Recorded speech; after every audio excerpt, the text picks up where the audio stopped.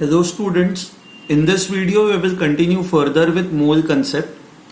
Okay, जो last theoretical part हम लोगों ने पढ़ा था that was about molarity, molality and mole fraction. So इसी पार्ट को अब हम लोग आगे कंटिन्यू करेंगे एंड उसके बाद हम लोग आज के लेक्चर में we will study something about equivalent weight. Okay, so सबसे पहले ये क्वेश्चन देखो कि 80 grams of NaOH is dissolved in 2 litres of water. Find molarity, molality and mole fraction. हम लोगों ने इस टाइप का क्वेश्चन किया हुआ है. ये मैं वापस और एक बार कर रहा हूं ताकि आप इन कंसेप्ट से फेमिलियर हो जाओ. Please keep your formula sheet near you. Okay, so पहले तो हम लोग क्या करते हैं कि जब तक आप कंफर्टेबल नहीं हो जाओगे तब तक आपको हमेशा ये ऐसे टेबल के फॉर्म में चीजें करनी है, राइट. सी, आपको 3 चीजें लिखनी है: salute, solvent and solution. Okay, ना आप देखते हैं क्या क्या चीजें आपको दी हुई है. आपका सल्यूट है NaOH, आपका जो सॉल्वेंट है that is water. Okay, that is H2O. अब आपको क्या पता है, you know the mass of NaOH, mass of solute आपको पता है. सो यहां पे आपको मास पता है. मास के लिए अब से ना मैं W यूज करूंगा, weight. Mass is equal to 80 grams. अच्छा, NaOH का मॉलिक्यूलर वेट हमें पता है. मॉलिक्यूलर वेट के लिए now use MW, that is 40. NaOH का मॉलिक्यूलर वेट इज 40. सॉल्वेंट की बात की जाए तो वॉल्यूम दिया हुआ है सॉल्वेंट का. Volume of solvent is given to you as 2 litres. अब अगर आपको वाटर की डेंसिटी भी तो पता है, डेंसिटी ऑफ वाटर इज 1 ग्राम पर सेंटीमीटर क्यूब. तो व्हेन आई से 2 लीटर्स ऑफ वाटर, वाटर का जो वेट होगा वो कितना होगा? It is volume into density. Volume is 2 litres. आप सेंटीमीटर क्यूब में कन्वर्ट करो, ये 2000 हो जाएगा. Into 1 this will be 2000 grams.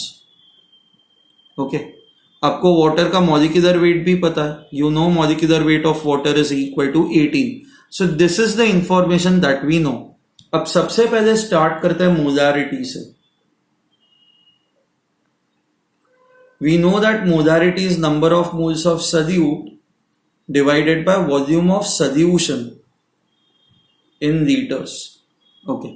Now सबसे पहले number of moles of solute आप कैसे निकालोगे? वेट पता है, molecular weight पता है. So number of moles is equal to weight upon molecular weight. So this is 80 upon 40. This is equal to 2. Number of moles is equal to 2. ठीक है, तो हमें न्यूमरेटर तो मिल गया. चलो, दिस इज इक्वल टू 2.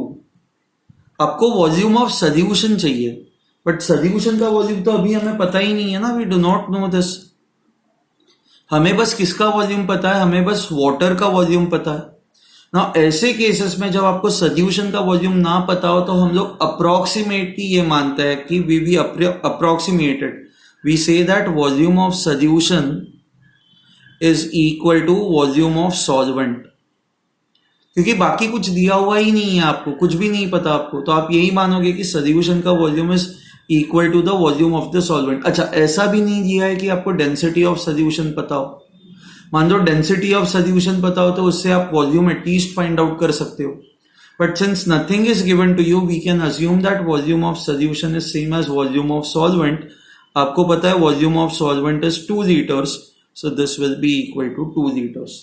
तो आप यहां पे डिनोमिनेटर में volume of solution in litres is 2, तो आपका आंसर होगा 1 molar. This would be your answer. अब हम लोग जाते हैं मोलालिटी पे. ये जो सेकेंड टर्म है मोलालिटी, आप मोलालिटी कैसे फाइंड आउट करोगे? मोलालिटी का फॉर्मूला क्या होता है? It is number of moles of solute divided by weight of solvent. Solvent है यहां पे in kilograms, in kgs. Now number of moles of solute हमें पता है, it is 2. weight of solvent आपको पता है, weight of solvent हमें पता है, it is 2000 grams. but 2000 grams को अगर जो आपको kilograms में कन्वर्ट करना हो तो आपको 1000 से डिवाइड करना पड़ेगा, तो ये कट हो जाएगा. so this is 2 by 2, that is 1. so your answer would be 1 molar. ठीक है. अब आपको तीसरी चीज जो फाइंड आउट करनी है दैट इज मोल फ्रैक्शन. अब मोल फ्रैक्शन कैसे फाइंड आउट करते हो आप? अगर जो आपकी फॉर्मूला शीट देखोगे तो mole fraction of solute is equal to number of moles of solute divided by n total number of moles. Number of moles of solute is 2. अच्छा, टोटल नंबर ऑफ मोल्स के लिए आपको salute के तो पता है, इट इज 2, बट आपको solvent के भी मोल्स फाइंड आउट करने पड़ेंगे. अब सॉल्वेंट के मोल्स आप कैसे फाइंड आउट करोगे? आप number of moles we know it is equal to weight upon molecular weight. So weight is 2000, molecular weight. अच्छा, आप जब number of moles find out करते हो तो वेट हमेशा ग्राम्स में देते हो. So weight is 2000 grams. Molecular weight of water is 18. So 2000 upon 18 आप करोगे तो you will get this as 111.1. So this will become equal to 2 plus 111.1. So 2 divided by 113.1. When you do this, you would get the answer. आपको जो answer है वो आपको मिल जाएगा. So this will be equal to 0.018. So this is mole fraction of solute.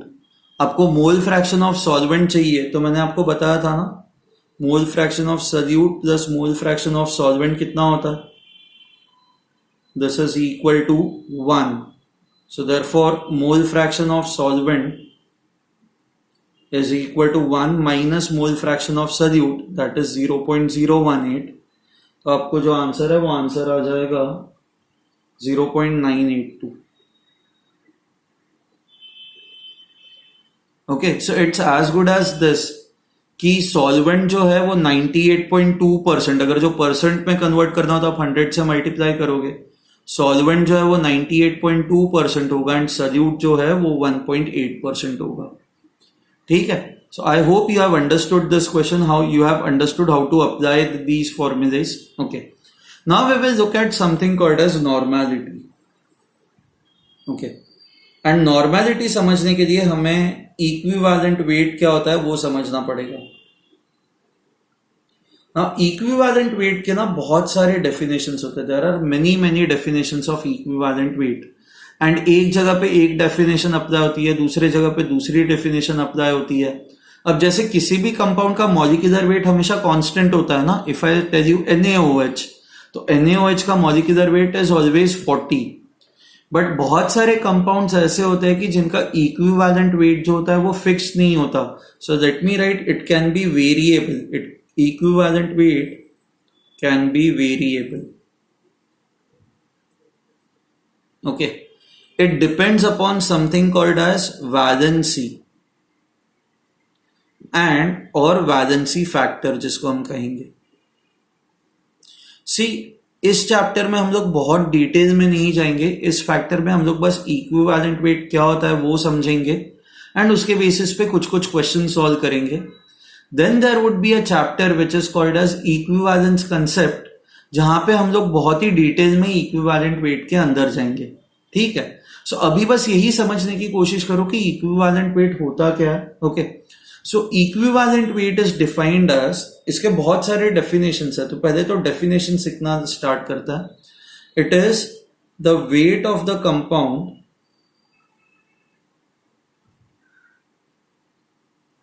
which reacts with 1 gram of hydrogen. मैं एक एक definition लिखता जाऊंगा एंड उस डेफिनेशन का मैं एक एग्जांपल आपको देता जाऊंगा. So it is defined as weight of a compound और an element which reacts with 1 gram of hydrogen, जो 1 ग्राम ऑफ हाइड्रोजन के साथ रिएक्ट करता है. Okay, so let me give you an example. Okay, let's say you have this reaction H2 plus N2 giving you NH3. Okay, पहले तो balance करते हैं इसको. So 2NH3 and this is 3H2. Now what we understand by this is 3 moles of hydrogen react with 1 mole of nitrogen. हमें nitrogen का equivalent wait find out करना है. Okay, सो 3 moles मतलब इसका मास कितना होगा. So this is number of moles. अगर जो आपको वेट फाइंड आउट करना हो तो it is number of moles multiplied by molecular weight. Hydrogen का molecular weight is 2, so this will be equal to 6. And यहाँ पे number of moles are 1, nitrogen का molecular weight is 28, so this will be equal to 28. So what it tells you is, so if I just make this table, hydrogen and nitrogen, okay, so I know this 6 grams react with 28 grams of nitrogen. आपको equivalent weight find out करना है ना. Equivalent weight का definition क्या होता है? It is the weight of the compound which reacts with 1 gram of hydrogen. तो अगर जो आपके पास हाइड्रोजन का 1 ग्राम है, तो नाइट्रोजन, जितना भी नाइट्रोजन रिएक्ट करेगा that will be its equivalent weight, वो इसका इक्विवेलेंट वेट होगा. अब ये कैसे सॉल्व करोगे? तो सीधा रेशियो दे दो आप. So 6/1 is equal to 28 by E. So E becomes equal to 28/6. So 28/6 would be equal to 6 4s are 24, 40, 6 6s are 36, 4.67. Okay. So equivalent weight of nitrogen. So हम लोगों ने नाइट्रोजन का निकाला है. So equivalent weight of nitrogen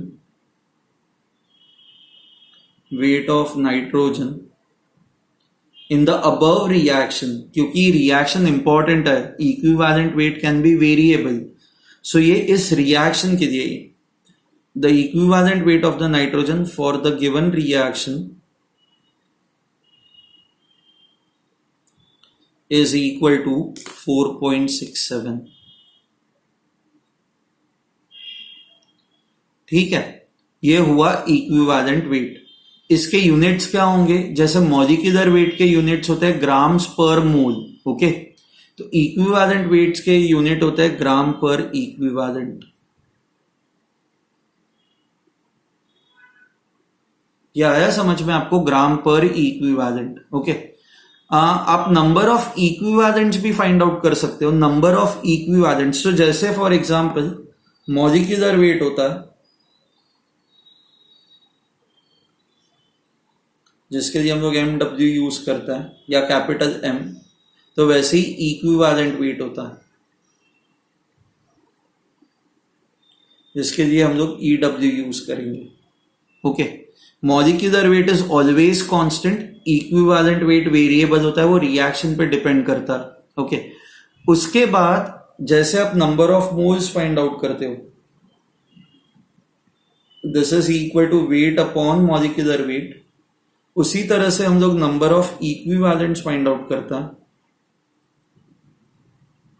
जिसको लिखा जाएगा NE.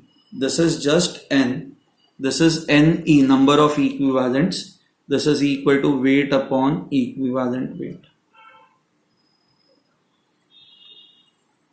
ठीक है, सो जैसे वेट अपॉन मॉलिक्यूलर वेट होता है, यहां पे वेट अपॉन इक्विवेलेंट वेट होता है. एंड हमने ये देखा कि इक्विवेलेंट वेट की जो फर्स्ट डेफिनेशन ये है, वो it is weight of the compound which reacts with 1 gram of hydrogen. ठीक है, now we will go on to second example, that is second definition.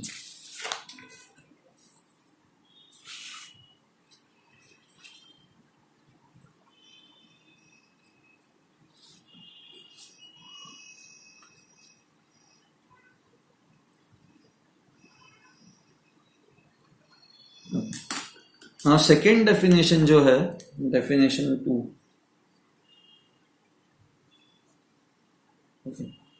It is the weight of the compound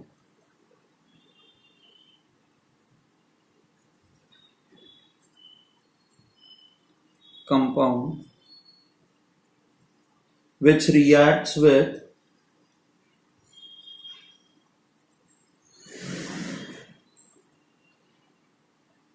16 grams of oxygen.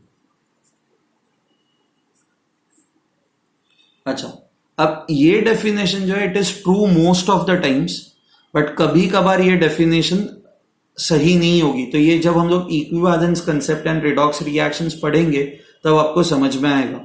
Hydrogen की जो definition है that is always true, उसमें कोई doubt नहीं है.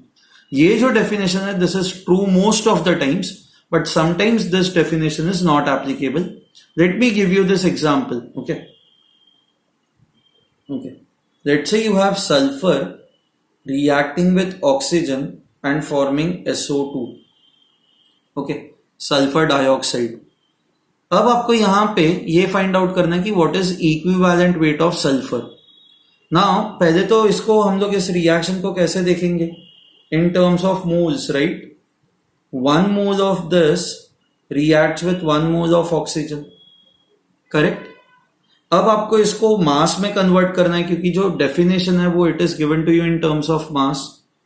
तो आप मास के टर्म्स में इसको कैसे निकालोगे, it is number of moles multiplied by molecular weight और एटॉमिक वेट। यहां पे सल्फर के एटम्स है तो आप एटॉमिक वेट कंसिडर करोगे। Number of moles is 1, atomic weight of sulfur is 32, so this is 32 grams. Okay.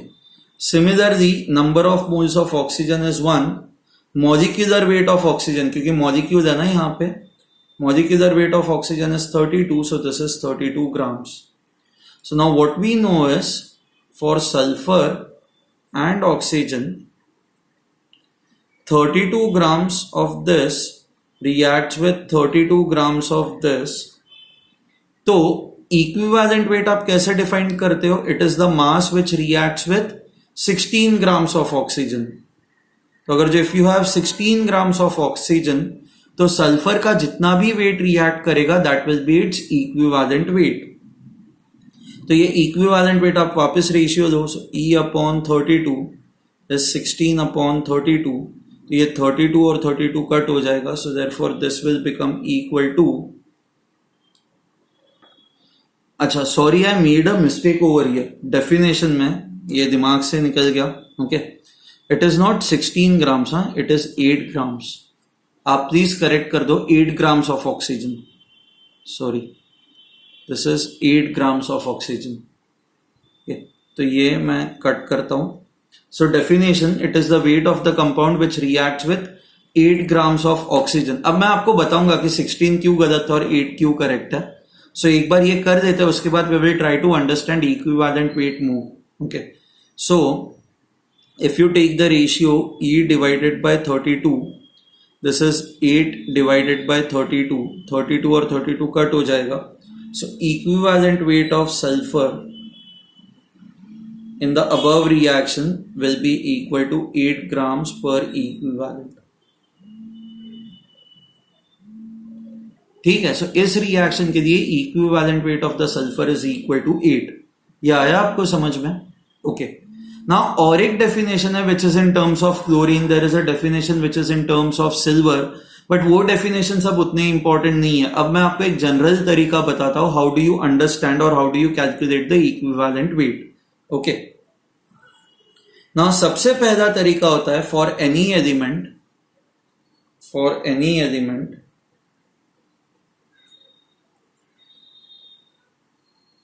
Okay, equivalent weight is equal to atomic weight divided by change in oxidation state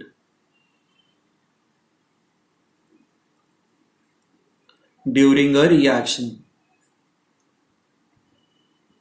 अच्छा, अभी के लिए बस ये definition सीखते जाओ, इसका मतलब क्या है, चेंज इन ऑक्सीडेशन स्टेट क्या होता है। तो from the next lecture onwards we will try to understand this कि how do you find out oxidation state. Okay fine, तो अभी बस ये इतना देखो, equivalent weight is equal to atomic weight divided by change in oxidation state during a reaction. Okay, so this is equivalent weight of an element. अच्छा, अब बहुत सारे एलिमेंट्स ऐसे होते हैं कि जिनकी वैलेंसी डिफाइंड नहीं होती। आपने वैलेंसी 10th स्टैंडर्ड में पढ़ी है, तो जैसे हाइड्रोजन की वैलेंसी 1 होती है, सोडियम की वैलेंसी 1 होती है, कैल्शियम की वैलेंसी 2 होती है, ओके, ऑक्सीजन की वैलेंसी 2 होती है। बट क्या होता है कि बहुत बार बहुत सारे एलिमेंट्स ऐसे होते हैं which have got variable valency.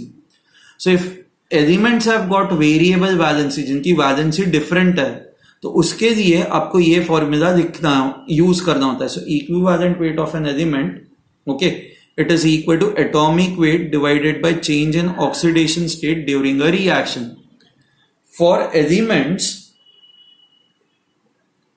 which have single valency, जैसे सोडियम हो गया, हाइड्रोजन हो गया, फ्लोरीन हो गया, for elements which have single valency, okay, you can write equivalent weight is simply equal to atomic weight divided by valency. So say for example calcium है,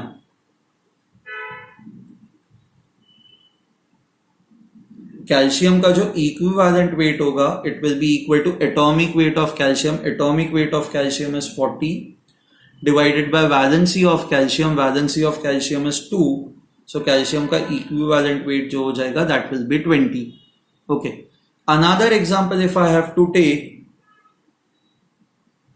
let's say it is sodium. Sodium की हर बार valency 1 ही होती है, तो equivalent weight would be equal to atomic weight of sodium, that is 23, divided by valency of sodium is 1, this is equal to 23. Now if you are under that doubt कि हमें valency कैसे याद रहेगी, तो next lecture के अंदर मैं बहुत सारे एलिमेंट्स की आपको वैलेंसी दे भी दूंगा, एंड जब हम लोग पीरियोडिक प्रॉपर्टीज पढ़ेंगे, पीरियोडिक टेबल पढ़ेंगे, तब आपको ये वैलेंसीज जो है वो अपने आप से याद रह जाएंगी. So you don't have to worry about it. Okay, अब जैसे फॉर एग्जांपल आयन है, iron will show you two valencies. Iron can show you two valencies. It can either be 2 or it can either be 3. So equivalent weight of iron can either be atomic weight, that is 56, divided by valency, that is 2. So 56 upon 2, that is 28. या फिर equivalent weight can also be 56 upon 3, and 56 upon 3 would be equal to 18.6. सो आप समझ रहे हो, iron का equivalent weight can either be 28 और it can B 18.6, fix नहीं है. बट यहां पे कैल्शियम एंड सोडियम का इक्विवेलेंट वेट फिक्स्ड है, क्योंकि इनकी जो वैलेंसी है that valency is fixed, valency change नहीं होगी. ठीक है, सो बेसिकली आपको ये जो फॉर्मूला है, this is the formula that you need to remember. And अगर जो केमिकल रिएक्शन दिया हुआ है, तो केमिकल रिएक्शन के दौरान ये फॉर्मूला आपको याद रखना है.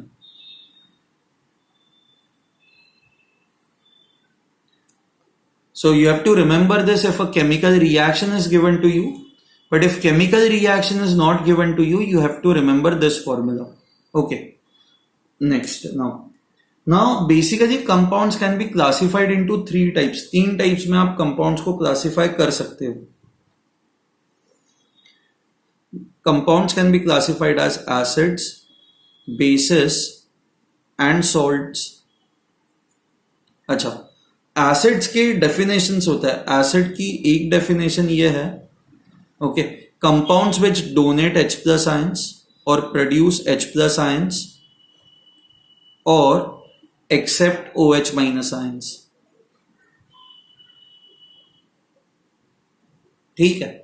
तीसरी एक डेफिनेशन है basically the number of electrons accepted, मतलब acids are the compounds which accept electrons.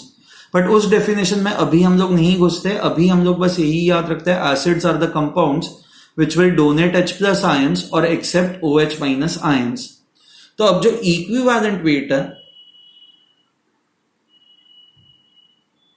Wait of an acid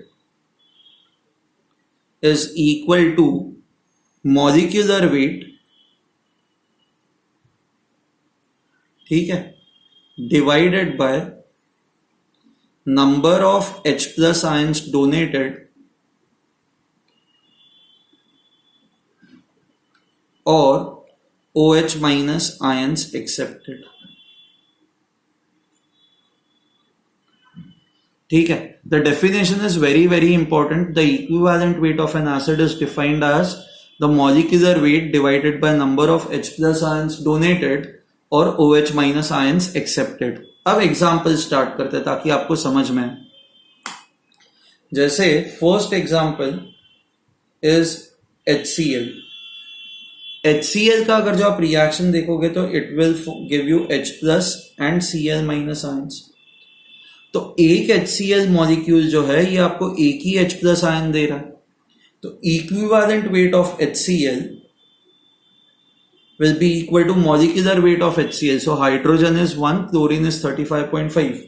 So molecular weight इसका हो जाएगा 36.5 divided by number of H plus ions donated. Only one H plus ion is donated, so your answer will be 36.5. ठीक है, अब next देखते हैं. We will go on to the next example. H2SO4.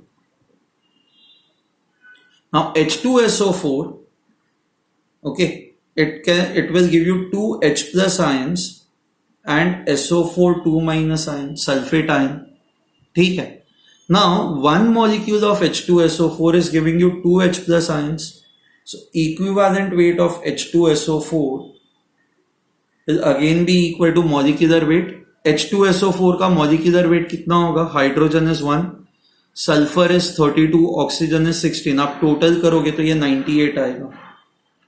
Divided by number of H plus ions, 2 H plus ions मिल रहा है ना यहाँ पे. So 98 by 2, this is equal to 49.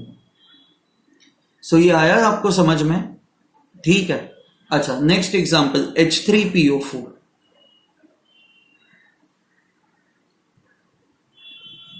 It donates 3 H plus ions. Thus you have PO4 2 minus ions.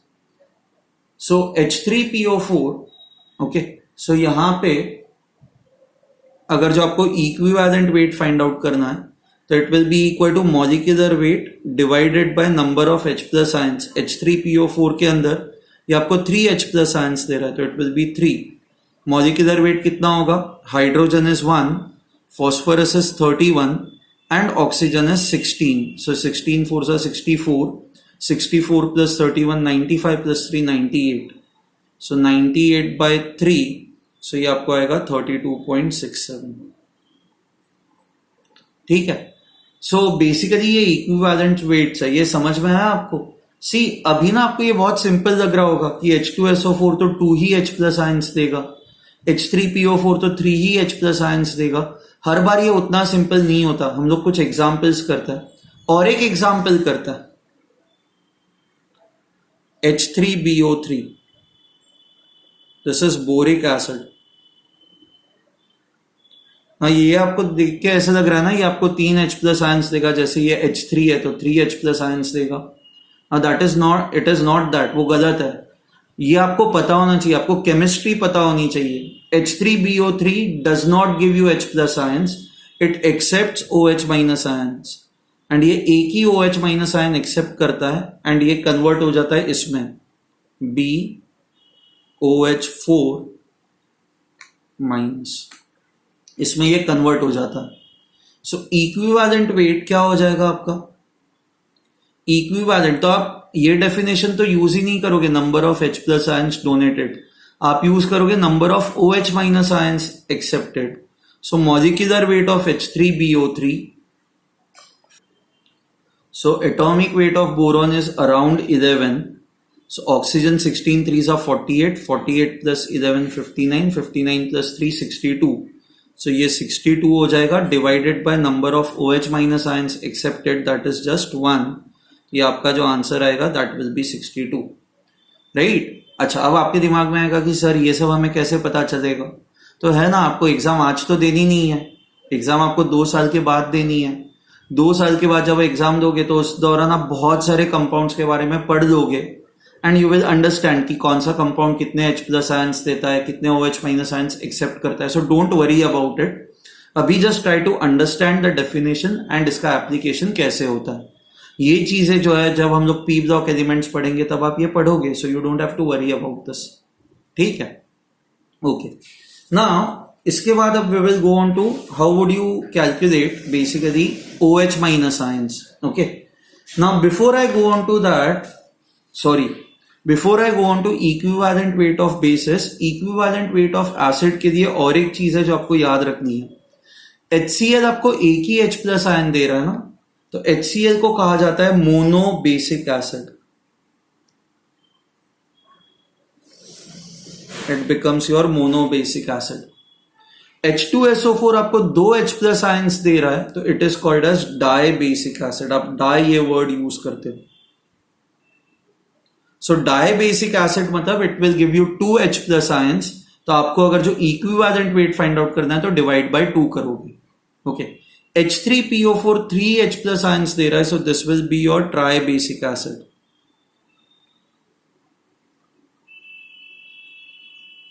अच्छा, इसके बाद H3BO3 जो है ये OH माइनस एक्सेप्ट कर रहा है, एक ही OH माइनस एक्सेप्ट कर रहा है, तो this will become your mono basic acid. Even though it is not giving you H plus, still आप इसको मोनो बेसिक एसिड कहोगे. ठीक है. ओके. नाउ एक जनरल फॉर्मूला हम लोग लिखे. जनरल फॉर्मूला हम लोग ये इस तरह से दिखता है. Okay. molecular weight upon valency factor. So equivalent weight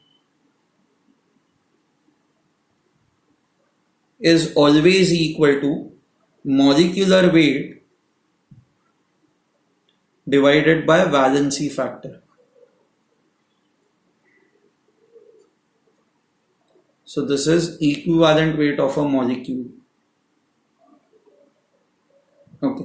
हाँ, ये ना एक बहुत ही जनरल सा फॉर्मूला, ये सारे मॉलिक्यूल सारे कंपाउंड्स के लिए एप्लीकेबल होगा. और कंपाउंड्स. ओके. आपको बस फॉर्मूला यही याद रखना है कि equivalent weight is always equal to molecular weight divided by valency factor. Valency factor से डिवाइड करना है. अब यही जो वैलेंसी फैक्टर है, ये वैलेंसी फैक्टर कैसे कैलकुलेट किया जाता है, तो यही अब हम लोग डिफाइन करेंगे. फॉर एसिड्स हमने ये देखा, वैलेंसी फैक्टर जो होता है, this valency factor is equal to number of H plus ions donated और number of OH minus ions accepted. ठीक है. ये हुआ आपका valency factor. Okay. Now for bases, valency factor क्या होगा? Valency factor will be equal to, base क्या करता है? OH माइनस डोनेट करता है, तो number of OH minus ions donated और number of H plus ions accepted. अब नेक्स्ट वीडियो में मैं इसके कुछ एग्जांपल्स आपको बताऊंगा. फिर हम लोग ये देखेंगे कि सॉल्ट्स के केस में वैलेंसी फैक्टर कैसे फाइंड आउट किया जाता है. ठीक है. So we will end this lecture over here. I hope you have understood this. Okay, fine. चलो, बाय एवरीवन.